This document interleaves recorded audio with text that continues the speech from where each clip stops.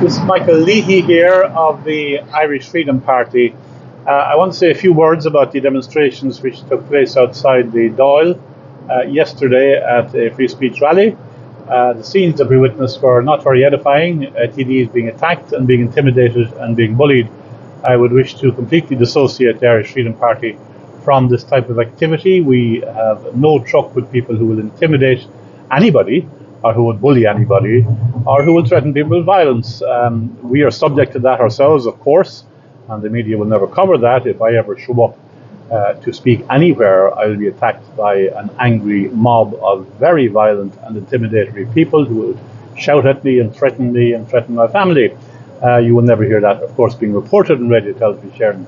But the fact that I'm opposed to that being happening to me means I'm also opposed to it when people who are in favour of certain of the policies that our party espouse engage in that kind of activity. And why they would pick out Michael Healy-Rae in particular, I don't know.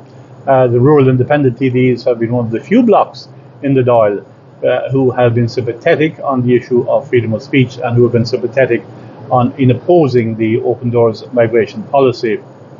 So this is something we wish to condemn. I would, however, point out that some of the TDs claim, look, we have a legitimate mandate, we are elected, and people should not be allowed to treat us in this fashion. But increasingly, the mandate that people have is becoming suspect.